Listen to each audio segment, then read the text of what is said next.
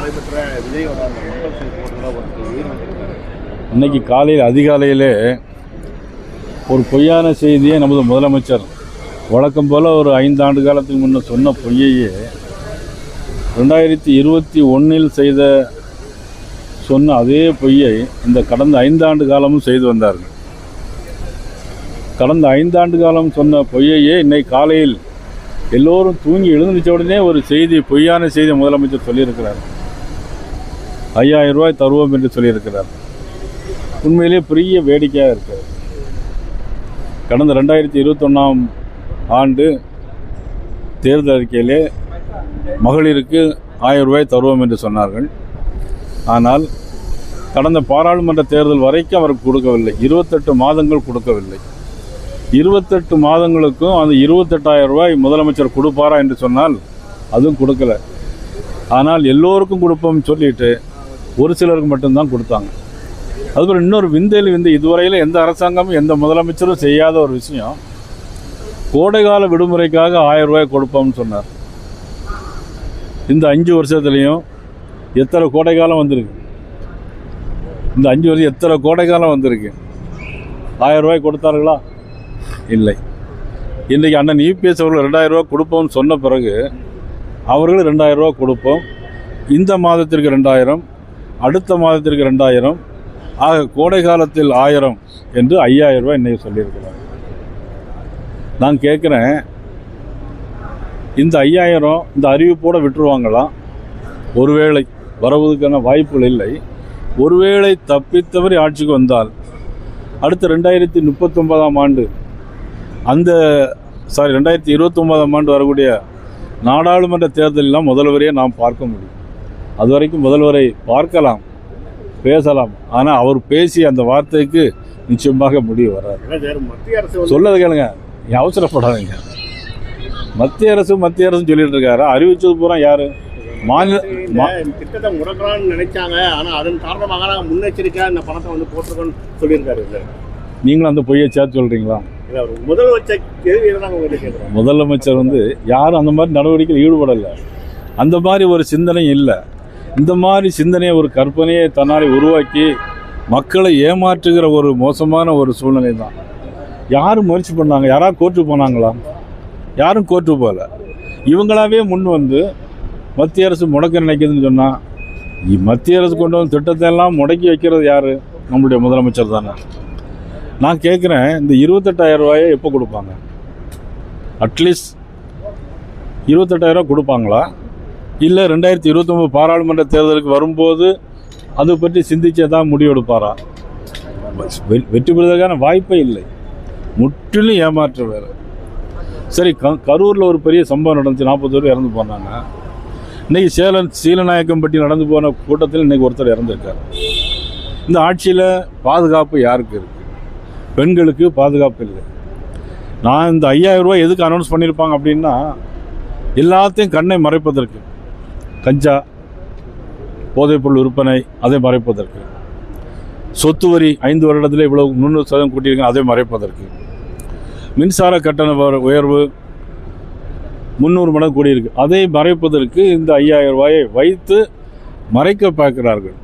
ஆனால் மகளிர்கள், தமிழ்நாட்டு மக்கள் இனிமேல் இவருடைய வாக்குறுதியை நிச்சயமாக நம்ப மாட்டாங்க. சார், அதே விஜய் ஒரு குற்றச்சாட்டு என்ன சொன்னார்னா, எல்லாரும் பார்த்தீங்கன்னா எம்ஜிஆர் ஆரம்பித்த அதிமுகவை தான் எடப்பாடி வச்சிருக்காரு, அதே போல் அண்ணா ஆரம்பித்த திமுகவை தான் திமுக வச்சிருக்க ஸ்டாலின் வச்சிருக்காரு.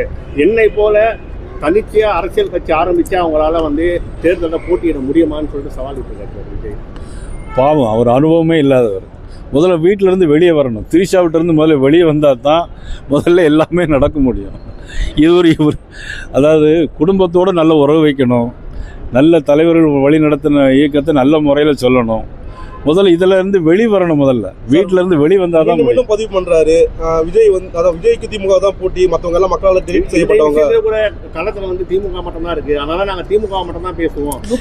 மற்றவங்க எல்லாமே மக்களால் நிராகரிக்கப்பட்டவங்க. எலெக்ஷனு நான் சொல்றேன், ஒரு களத்துல ஒரு கவுன்சிலர் கூட இல்லாதவன், அதாவது கூரை ஏறி கோழி பிடிக்க முடியாதவன் வானம் ஏறி வைகுண்டம் போக முடியுமா? இதுதான் விஜய்க்கு பதில். கூரை ஏறி கோழி பிடிக்க முடியாதவன் வானம் ஏறி வைகுண்டம் போக முடியுமா? ஒரு காலம் முடியாது. 30% வாக்கு 2 வருஷத்துல வந்துருச்சு எனக்கு அப்படின்றத சொல்றாரு சார். அனுபவத்தில் பார்க்கணும். உங்களுக்கு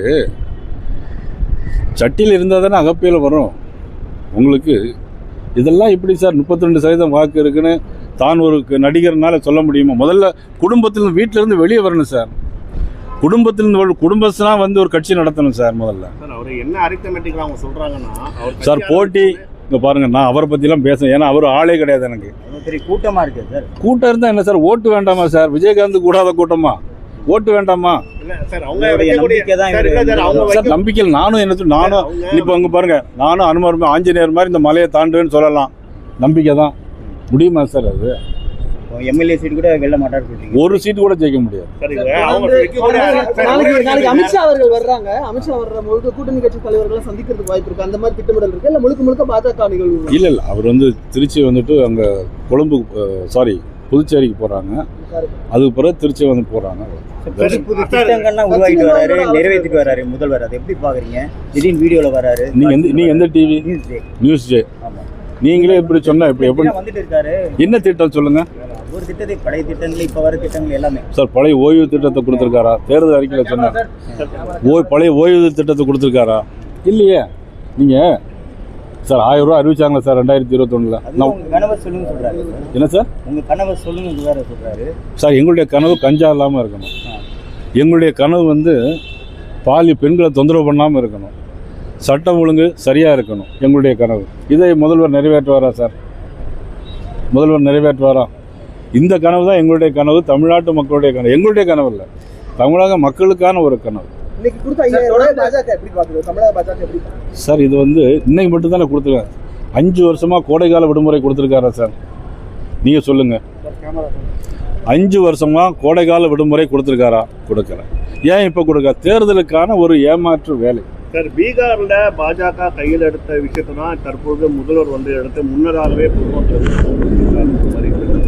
ஏன்னா இது போலதான் தேர்தலுக்கு முன்னாடியே பாஜக சார்பில் பொதுமக்கள் அதே மாதிரி இவர சார் பீகார்ல என்ன கொடுத்தாங்கிறது முக்கியம் இல்லை. பீகார்ல சட்டம் ஒழுங்கு எப்படி இருந்தது முக்கியம். பீகார்ல கஞ்சா இல்லாமல் இருந்தது முக்கியம். பெண்களை கற்பழிக்காமல் இருந்தது முக்கியம். இங்க பெண்களுக்கு பாதுகாப்பு கிடையாது. ஆண்களுக்கு நீங்கள் போதைப் பொருளை போட்டுட்டு நீங்கள் கொங்கு நாடு பகுதியில் பார்த்தீங்கன்னா ஈரோடு சேலம் பகுதியில் தோட்டத்தை தனியாக இருக்க முடியல. வயசானவர்கள் வெட்டி கொண்டு கையை காலை வெட்டி கொண்டு போயிடுறாங்க. ஆண்களுக்கும் பாதுகாப்பு இல்லை, பெண்களுக்கும் பாதுகாப்பு இல்லை. ஆனால் பீகாரில் அப்படி இல்லை சார். அங்கே எல்லாமே நல்லா இருக்கு. இங்கே அது இல்லையே. உங்களுக்கு 5000 ரூபாய் கொடுத்து மட்டும் பீகார் மாதிரி சொன்னால் எப்படி சார் ஏற்றுக்கொள்ளும்? மற்ற கட்சியினருக்கு வந்து ஈஸியாக வந்து பர்மிஷன் கிடைக்கிறது. ஆனால் நான் என்னுடைய மக்கள் என்னை பார்க்கறதுக்கு பர்மிஷன் வந்து அவருக்கு மட்டும் ஏகப்பட்ட. எனக்கு விஜய் சொன்னாருங்கிறத மட்டும் நான் எடுக்கல. எங்களுடைய எதிர்கட்சியார் கூட எங்களுக்கே அதுதான் இருக்கு சார். அது பிளவுன்னு நம்ம சொல்ல முடியாது.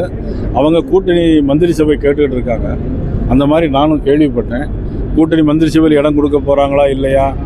அவர் ஏற்கனவே முதலமைச்சர் சொல்லிட்டார், நாங்கள் வந்து காங்கிரஸுக்கு மந்திரி சபையில் இடம் கொடுக்க மாட்டோம், ஒத்து வராதெல்லாம் சொல்லியிருக்கிறாங்க.